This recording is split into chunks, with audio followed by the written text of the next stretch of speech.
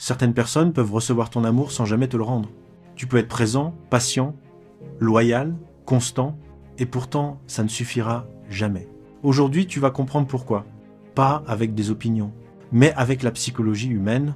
Beaucoup de personnes vivent avec une idée dangereuse. L'idée que l'amour se mérite par l'effort. Être plus gentil, plus patient, plus compréhensif. On se dit que si on donne assez, l'autre finira par aimer. Mais la psychologie est claire, l'amour ne fonctionne pas comme une dette. Plus tu donnes à quelqu'un qui n'est pas capable d'aimer, plus tu renforces le déséquilibre. Certaines personnes ne rejettent pas ton amour. Elles n'y ont simplement pas accès et ce n'est pas ta faute. En psychologie, on observe plusieurs profils récurrents chez les personnes incapables d'aimer sainement. Le premier est la personne émotionnellement indisponible. Elle ne fuit pas par méchanceté. Elle fuit par peur. Peur de l'intimité. Peur de la dépendance émotionnelle. Peur de perdre le contrôle. Chez beaucoup d'hommes, cette peur s'exprime par le retrait, le silence. La distance, la fermeture émotionnelle. Chez beaucoup de femmes, elle s'exprime autrement. Par des tests constants, de l'ambiguïté, une pression affective subtile.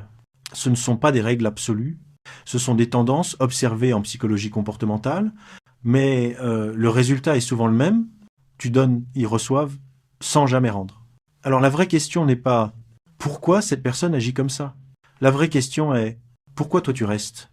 Parce que ton cerveau confond souvent intensité et amour. Les montagnes russes émotionnelles créent une forme d'addiction. L'incertitude libère plus de dopamine que la stabilité. Ce que tu ressens n'est pas de l'amour. C'est un conditionnement émotionnel. Plus tu espères, plus tu t'accroches. Et plus tu t'accroches, plus tu t'oublies. Le cerveau humain préfère une douleur connue à une paix inconnue. Voilà pourquoi quitter une relation déséquilibrée est si difficile. Même quand tu sais que quelque chose ne va pas, voici maintenant une vérité que peu de gens acceptent. Certaines personnes ne cherchent pas l'amour, elles cherchent le contrôle, la validation, la sécurité émotionnelle. Et plus tu donnes sans poser de limites, plus tu deviens exploitable. L'amour commence toujours par une chose, le respect.